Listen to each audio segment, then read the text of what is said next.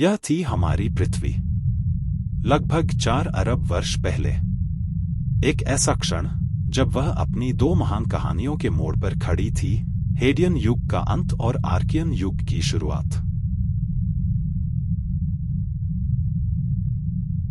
Hadean युग, जब हमारी पृथ्वी का निर्माण और स्थिर होना शुरू हुआ था, अब समाप्त हो चुका था और एक नया अध्याय आरंभ हो रहा था, आर्कियन युग की शुरुआत।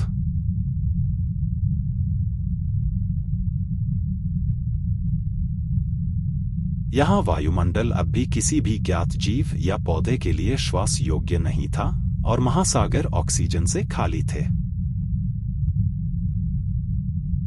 जितना असहनीय यह लगता था, हमारा ग्रह पहले से ही केवल एक निर्जीव, चट्टानी दुनिया से कहीं अधिक था। इसके बिल्कुल विपरीत, यह जीवों से भरा हुआ था, वे जीवन जो आंखों से दिखाई नहीं देता था। प्रारंभिक सूक्ष्मजीव इसके पानी और मिट्टी में बस गए थे। जीवन के ये पहले निवासी प्रोकैरियोट कहलाते थे, एकल कोशिकीय सूक्ष्मजीव जिनमें नाभिक नहीं होता और कोई अंगांग, ऑर्गेनेल भी नहीं होता। वे प्राचीन थे, लेकिन बिल्कुल भी साधारण नहीं। प्रोकैरियोट में जीवन की परिभाषा में शामिल होने वाली सभी विशेषताएं मौजूद थीं। वे स्वायत्त थे, पूरी तरह आत्मनिर्भर और किसी अन्य जीव पर निर्भर नहीं थे। वे रासायनिक पदार्थों का उपयोग करके अपने लिए ऊर्जा उत्पन्न कर रहे थे। अंततः प्रोकैरियोट अपनी संरचना में जटिल थे, विकसित होने और बदलाव लाने में सक्षम थे और सबसे महत्वपूर्ण, अपना प्रजनन कर सकते थे। प्रोकैरियोट तब जीवित जीव बन गए जब उन्होंने वह तंत्र प्राप्त किया जो उन्हें अपने आनुवंशिक गुणों को दोहराने और अगली पीढ़ी में पास करने में सक्षम बनाता था। शुरुआत में यह तंत्र एक एकल स्ट्रैंड वाली आरएनए अणु था जो अपनी प्रतियां बना सकती थी और एक आत्मनिर्भर रासायनिक प्रणाली बन सकती थी। आरएनए में यह क्षमता थी कि वह किसी जीव की प्रति बनाने की जानकारी या ब्लूप्रिंट संग्रहित कर सके और उसी के अनुसार स्वयं की प्रतिकृति बना सके। आरएनए की कमजोरी यह थी कि यह अपेक्षाकृत अस्थिर था और चयापचय के लिए आवश्यक उत्प्रेरक या एंजाइमों से आसानी से क्षतिग्रस्त हो जाता था। इस समस्या का समाधान आया एक बहुत ही स्थिर, दोहरे स्ट्रैंड वाली डीएनए अणु के रूप में, जो मूलतः एक दोगुनी आरएनए थी, बस इसमें शर्करा अलग थी। डीएनए आनुवंशिक जानकारी का भरोसेमंद भंडार बन गया, जबकि आरएनए वह कार्यकर्ता बन गया जिसने जानकारी का प्रतिलेखन और अनुवाद कर प्रोटीन के वास्तविक निर्माण और स्वयं की प्रतिकृति बनाने की प्रक्रिया में भाग लिया। ये प्राचीन सूक्ष्मजीव उस दुनिया में उत्पन्न हुए और पनपे जो हमारे लिए या किसी अन्य बहुकोशिकीय जीव के लिए घातक होती। ऑक्सीजन रहित वातावरण में रासायनिक पोषक तत्वों पर जीवित रहते हुए, वे सूर्य से आने वाली घातक अल्ट्रावायलेट रेडिएशन किरणों के प्रति भी प्रतिरोधी थे, क्योंकि उस समय वायुमंडल में ओजोन परत मौजूद नहीं थी। ऐसा माना जाता है कि 4.3 से 3.8 अरब साल पहले हमारे ग्रह पर नियमित रूप से धूमकेतु और क्षुद्र ग्रहों के प्रहार होते रहते थे, जिससे वैश्विक तबाहियां होती थी। वैज्ञानिकों के अनुसार इस दीर्घकालिक आपदा को लेट हेवी बॉम्बार्डमेंट कहा जाता है, जो विशाल गैसीय ग्रहों के कक्षीय झूलों के कारण हुई थी। इन क्षुद्र ग्रहों में से कुछ की विशालता 3 से 500 किलोमीटर तक मानी जाती है। जब इतने विशाल पिंड पृथ्वी से टकराते, तो हजारों किलोमीटर तक का पानी वाष्प बनकर उड़ जाता। वायुमंडल असाधारण रूप से गर्म हो जाता और पिघली हुई चट्टानों का विशाल मलबा, जिसे इजेक्टा कहते हैं, अंतरिक्ष की ओर फेंक दिया जाता। टकराव के तुरंत बाद इजेक्टा पृथ्वी पर लौटकर आग बरसाती चट्टानों की भयानक वर्षा में बदल जाते, और इसके तुरंत बाद टकराव स्थल से दूर दूर तक विशाल सुनामियां उठती, जो सब कुछ अपने रास्ते में बहा देती। अगर लेट हेवी बॉम्बार्डमेंट सचमुच घटित हुआ था, तो उस समय जीवन का बच पाना लगभग असंभव प्रतीत होता है। फिर भी प्रश्न यही उठता है, इतनी विनाशकारी और लगातार होने वाली एस्टेरॉयड स्ट्राइक्स के बीच जीवन ने आखिर कैसे अस्तित्व बनाए रखा? सबसे पहले यह भी संभव है कि लेट हेवी बॉम्बार्डमेंट उतना भयानक न रहा हो जितना अक्सर कल्पना की जाती है। विशाल क्षुद्रग्रह जरूर सामान्य से अधिक बार पृथ्वी से टकराए होंगे, लेकिन इन आपदाओं के बीच का अंतराल हजारों से लेकर लाखों वर्षों का रहा होगा। यही वह समय था जिसने जीवन को हर बार विनाश के बाद खुद को पुनः स्थापित करने का अवसर दिया। दूसरा कारण यह था कि चाहे 500 किलोमीटर चौड़ा कोई विशाल क्षुद्रग्रह ही क्यों न पृथ्वी से टकराया हो, उसका सीधा प्रभाव पूरे ग्रह पर नहीं पड़ा। एक ओर महासागर उबलकर आकाश में वाष्पित हो गए, लेकिन दूसरी ओर का गोलार्ध अब भी सूक्ष्म जीवों के लिए जीवन का सुरक्षित आश्रय बना रहा। सबसे अधिक संभावना यही है कि वे सूक्ष्मजीव सतह से 1 किलोमीटर या उससे भी गहराई में मिट्टी और चट्टानों के भीतर बसे हुए थे, जहां ऊपर घट रही भीषण तबाहियों का असर उन्हें शायद ही महसूस हुआ हो।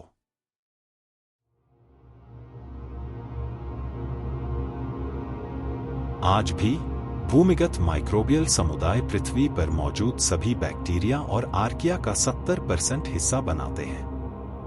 इनका कुल द्रव्यमान पूरी मानव आबादी के द्रव्यमान से 400 गुना अधिक है।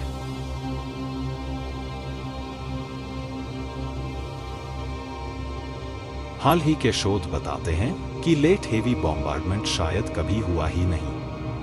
संभव है कि सौरमंडल के निर्माण के दौरान सिर्फ एक ही प्रचंड बमबारी हुई थी और वह 4.48 अरब साल पहले ही खत्म हो गई। इसका मतलब है कि जीवन हमारी कल्पना से भी पहले 4 अरब साल से अधिक समय पहले पृथ्वी पर जन्म ले चुका था।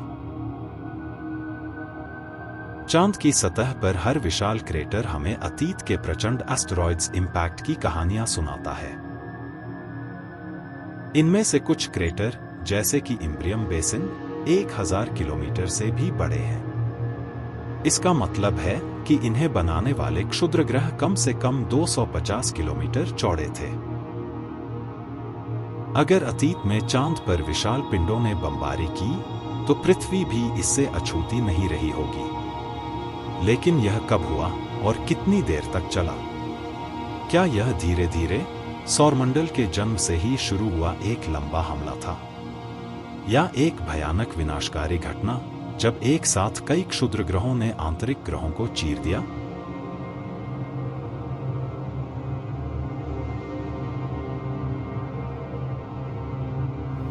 ऐसा लगा जैसे अपोलो मिशनों के दौरान पृथ्वी पर लाए गए चांद के पत्थरों के विश्लेषण ने इसका उत्तर उजागर कर दिया हो। जब चांद की टकराव से बने पिघले हुए पत्थरों के नमूनों का अध्ययन और डेटिंग की गई, तो पता चला कि 3.8 से 4.1 अरब साल पहले एक प्रचंड टकराव हुआ था।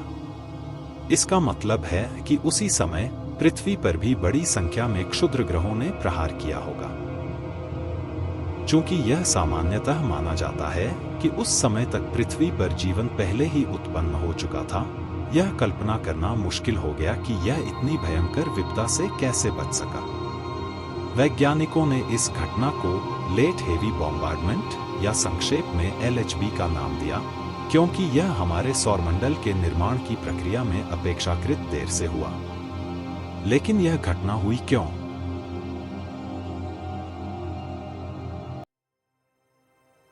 शुरुआत से ही सबसे प्रमुख संदिग्ध थे gas giants Brihaspati, Shani, Uranus और नेपच्यून।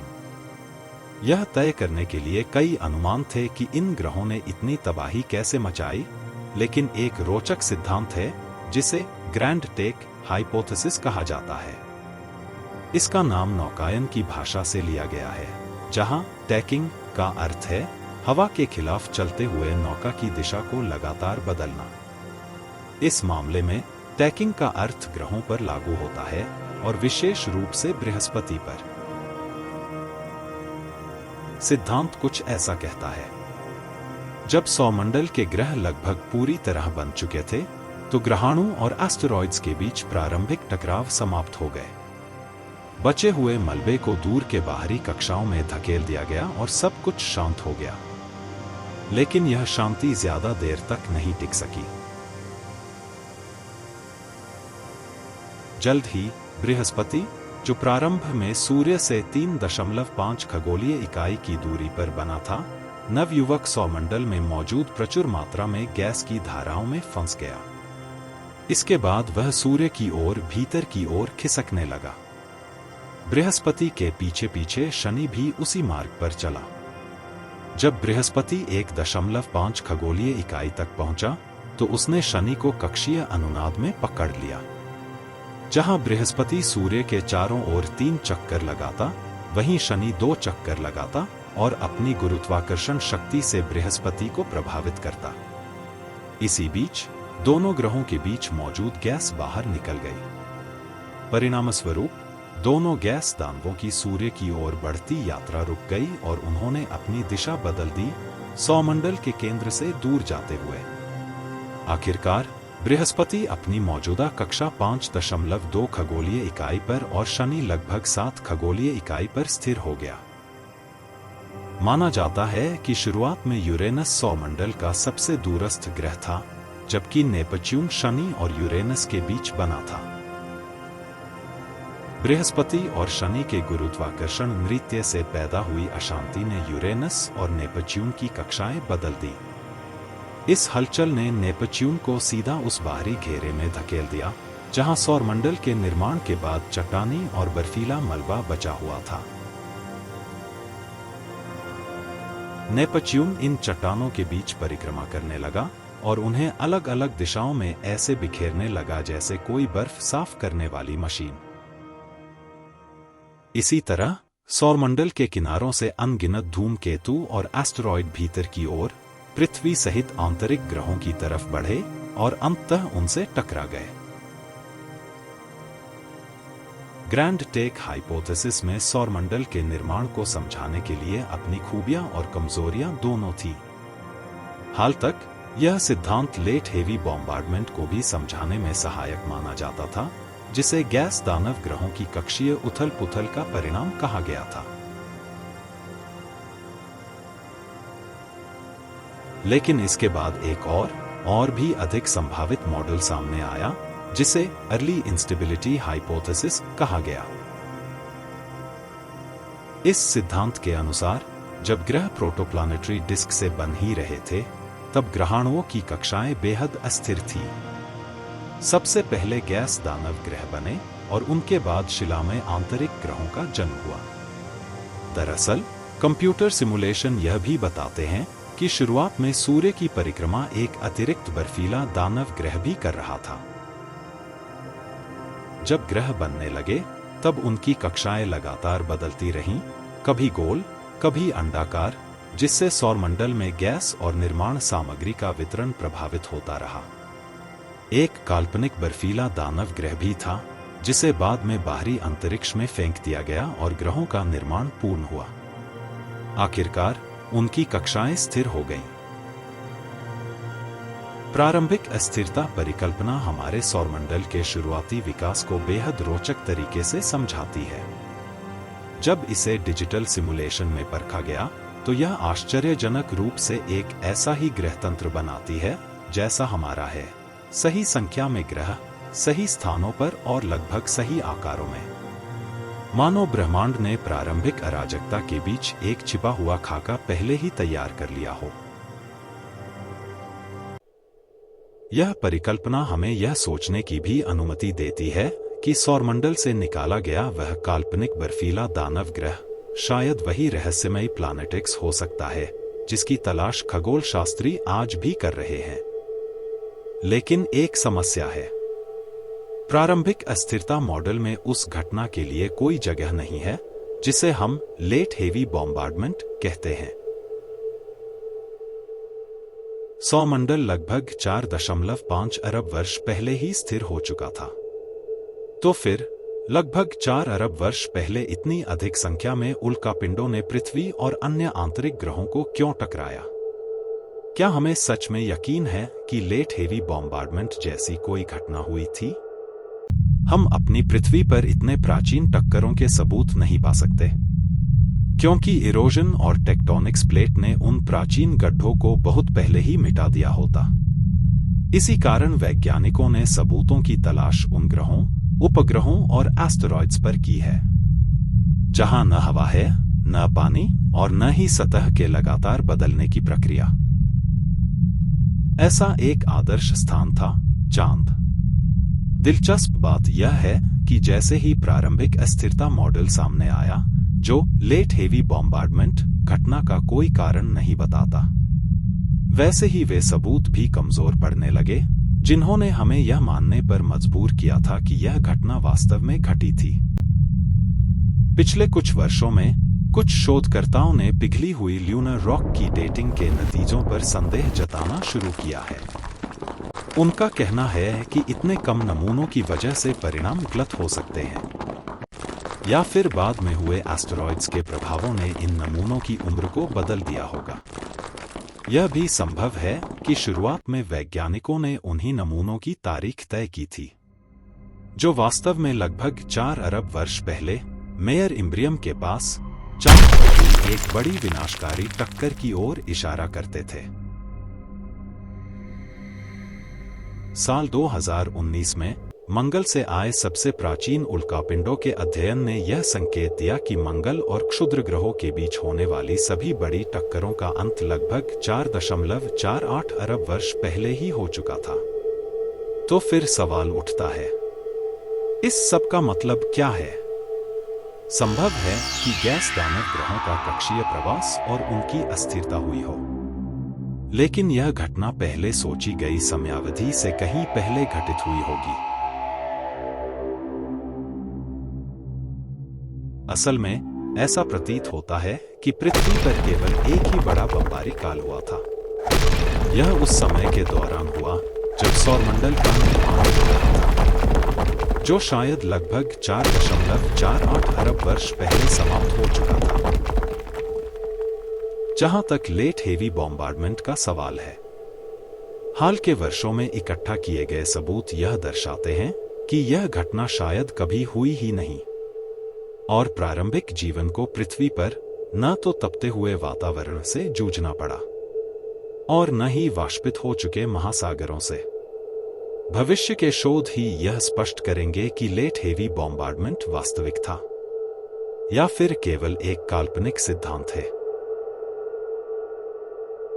चाहे लेट हेवी बॉम्बार्डमेंट वास्तव में हुआ हो या नहीं, लेकिन विशाल एस्टेरॉइड और धूमकेतु समय समय पर पृथ्वी से अवश्य टकराए। उन्होंने विशालकाय टक्कर गड्ढे बनाए, जो समय के साथ साथ इरोजन और भूगर्भीय गतिविधियों से मिट गए।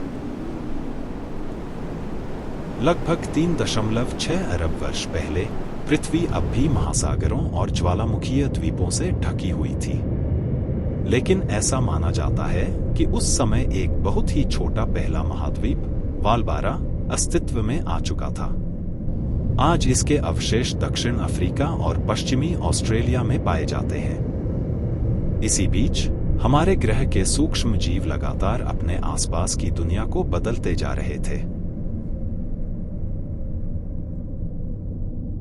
अपने शुरुआती इतिहास में ही प्राचीन प्रोकैरियोट्स 2 बड़े वर्गों में बंट गए, बैक्टीरिया और आर्किया। आकार और स्वरूप में समान दिखने के बावजूद इन दोनों समूहों के सदस्य अपने आणविक और आनुवंशिक गुणों से एक दूसरे से अलग थे। जीवन के इतिहास में आगे चलकर आर्किया ने एक महत्वपूर्ण भूमिका निभाई, यूकार्या के उद्भव में, जो जीवन का तीसरा बड़ा वर्ग है, जिसमें बहुकोशिकीय जीव शामिल हैं और जिनकी कोशिकाओं में नाभिक पाया जाता है। लेकिन तब तक बैक्टीरिया पहले ही हमारी पृथ्वी को बदलना शुरू कर चुके थे, ऐसा वातावरण बनाते हुए जिसमें जटिल जीवन का अस्तित्व संभव हो सके। फिलहाल हमारी कहानी का केंद्र है साइनोबैक्टीरिया, जहां आर्कियन काल के अन्य जीव रासायनिक तत्वों को खाकर केमोसिंथेसिस के जरिए ऊर्जा प्राप्त कर रहे थे। वहीं साइनोबैक्टीरिया ने कुछ क्रांतिकारी किया। उन्होंने ऊर्जा पाने के लिए सूर्य के प्रकाश का उपयोग शुरू कर दिया, एक प्रक्रिया में जिसे हम फोटोसिंथेसिस कहते हैं। साइनोबैक्टीरिया की बदौलत पृथ्वी पर जीवन पहली बार नंगी आंखों से दिखाई देने लगा। लगभग 3.5 से 3.8 अरब वर्ष पहले इन सूक्ष्मजीवों ने माइक्रोबियल मैट्स बनाना शुरू किया और परतदार गुंबद जैसे ढांचे गढ़े जिन्हें हम स्ट्रोमेटोलाइट्स कहते हैं। ये पत्थरों के ढेर जैसे दिखते थे, लेकिन वे जीवित थे। इन गुंबदनुमा पत्थरी संरचनाओं की ऊपरी परत पर सूक्ष्मजीवों ने एक चिपचिपी परत यानी माइक्रोबियल मैट बसा रखी थी। ये संरचनाएं प्रायः ज्वारभाटा वाले क्षेत्रों में बिखरी रहती थी। जब ज्वार उतर जाता तो साइनोबैक्टीरिया पानी की सतह के ऊपर खुशी खुशी फोटोसिंथेसाइजिंग करते, और जब ज्वार चढ़ता तो पानी में तैरते महीन सेडिमेंट्स इन स्ट्रोमेटोलाइट्स के ऊपर फैल जाते और चिपचिपे माइक्रोबियल मैट्स में फंस जाते। जब गुंबदनुमा संरचना पर जमा हुई अवसाद की परत इतनी मोटी हो जाती कि सूरज की रोशनी भीतर तक नहीं पहुंच पाती, तो सूक्ष्मजीव ऊपर की ओर खिसक जाते।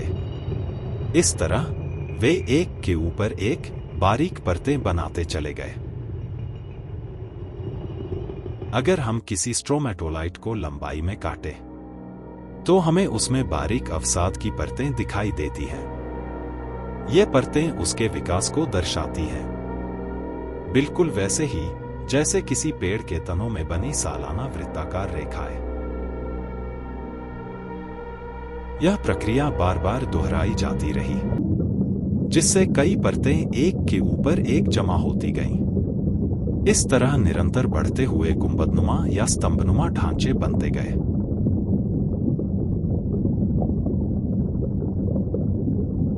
स्ट्रोमेटोलाइट्स कई मीटर ऊंचे तक बढ़ सकते थे और कोरल्स के समय से बहुत पहले पहली चट्टानी रीफ्स का निर्माण करते थे। ये पृथ्वी के महाद्वीप निर्माण प्रक्रिया में भी योगदान देते थे, क्योंकि इनमें मौजूद बैक्टीरिया धीरे धीरे खनिजों का निर्माण कर महाद्वीपों में जोड़ते गए।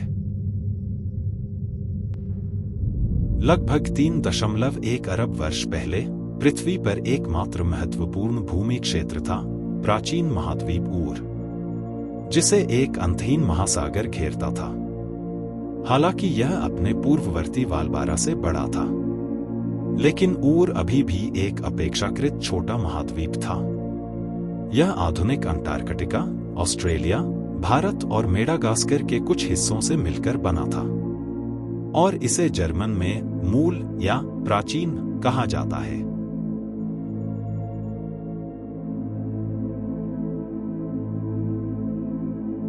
साइनोबैक्टीरिया अपनी मैट्स और गुंबदनुमा संरचनाओं के साथ अरबों वर्षों तक पृथ्वी पर एकमात्र दिखाई देने वाला जीवन थे। स्ट्रोमेटोलाइट्स महाद्वीपीय तटों के आसपास बड़े ज्वारीय क्षेत्रों में पाए जाते थे और विभिन्न रूपों, आकारों और संरचनाओं में विकसित होते थे। साइनोबैक्टीरिया केवल स्ट्रोमेटोलाइट्स बनाने के लिए जिम्मेदार नहीं थे, बल्कि इन सूक्ष्मजीवों ने हमारे ग्रह के इतिहास में कहीं अधिक महत्वपूर्ण भूमिका निभाई। इनकी गतिविधियों ने पृथ्वी के वातावरण को नाटकीय रूप से बदल दिया, क्योंकि उन्होंने उसमें ऑक्सीजन की मात्रा बढ़ाई। लेकिन इस कहानी में एक छोटा सा ट्विस्ट भी है। साइनोबैक्टीरिया सूरज की रोशनी का उपयोग करके ऊर्जा प्राप्त कर रहे थे, यानी फोटोसिंथेसिस कर रहे थे। और जैसा कि हम जानते हैं, फोटोसिंथेसिस का बाय प्रोडक्ट ऑक्सीजन होता है, जो वातावरण में छोड़ा जाता है। सिद्धांत के अनुसार हमारी वायुमंडल में ऑक्सीजन लगभग 3.5 अरब साल पहले ही आ जानी चाहिए थी, जब साइनोबैक्टीरिया पहली बार प्रकट हुए थे। लेकिन भूवैज्ञानिक प्रमाण बताते हैं कि लगभग 2.5 अरब साल पहले तक पानी या हवा में कोई महत्वपूर्ण मात्रा में मुक्त ऑक्सीजन मौजूद नहीं थी। आखिर ऐसा क्यों?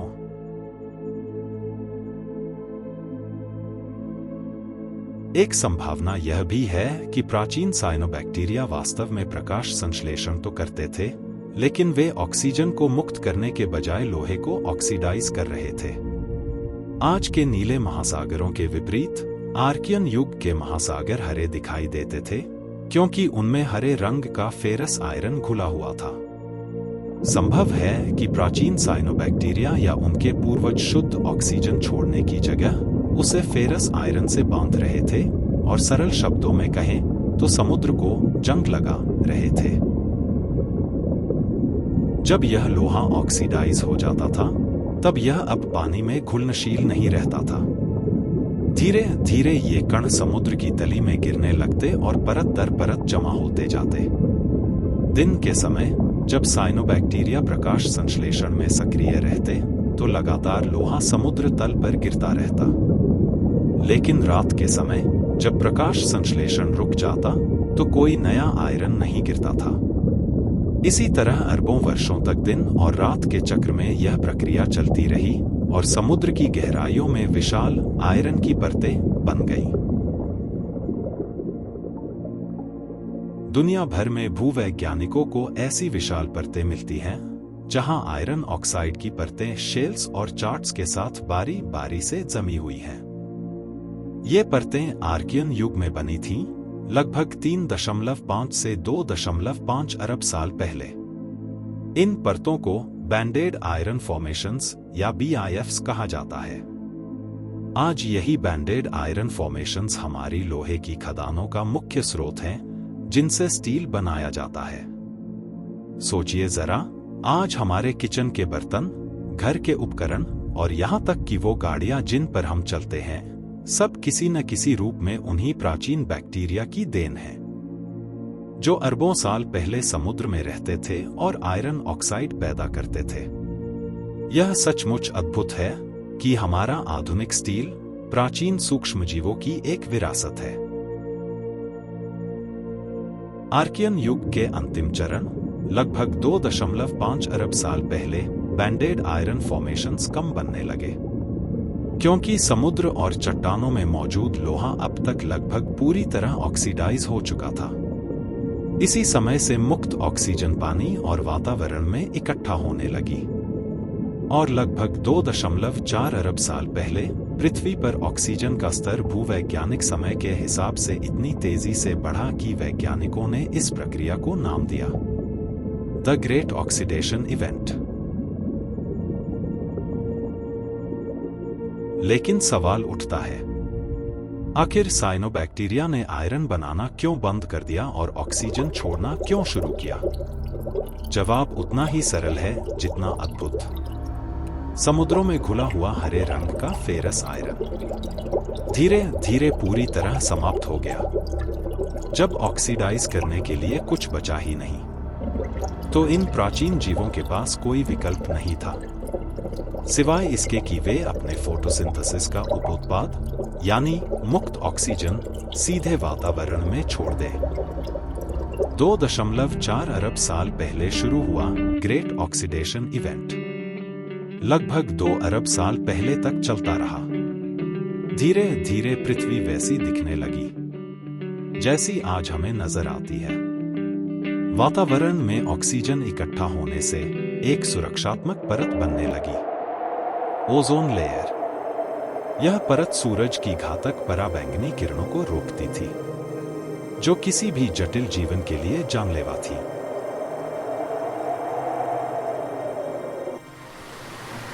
समुद्रों का रंग बदलने लगा। हरी आभा से भरे हुए वे महासागर अब गहरे नीले हो गए, क्योंकि फेरस आयरन पूरी तरह समाप्त हो चुका था।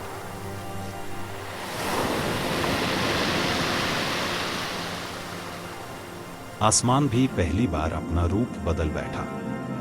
अब उसमें वह परालौकिक लालिमा नहीं रही, बल्कि वह आज की तरह नीला नजर आने लगा।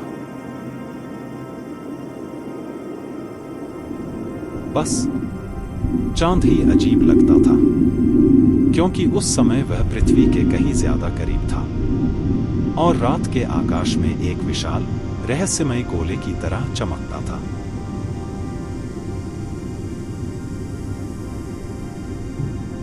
आर्कियन युग के अंतिम दौर में हमारी पृथ्वी की भौगोलिक तस्वीर भी बदल गई। प्राचीन धरती की जगह एक विशाल भूभाग उभर आया, जिसे कनाल लैंड सुपर कॉन्टिनेंट कहा जाता है। यह महाद्वीपीय समूह उत्तर से दक्षिण तक फैला हुआ था और इसमें आज के लगभग सभी आधुनिक महाद्वीपों के हिस्से शामिल थे।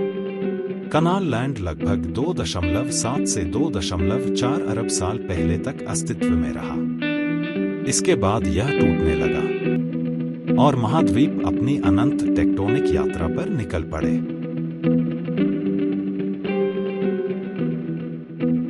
लेकिन जरा सोचिए, पृथ्वी के वातावरण की संरचना में इतना बड़ा बदलाव और एक विशाल महाद्वीप का उभरना, इसके बाद क्या हुआ होगा? यही था एक नए युग की शुरुआत, एक ऐसा युग जिसने पृथ्वी को हमेशा के लिए बदल दिया, एक नए ईन युग का उदय।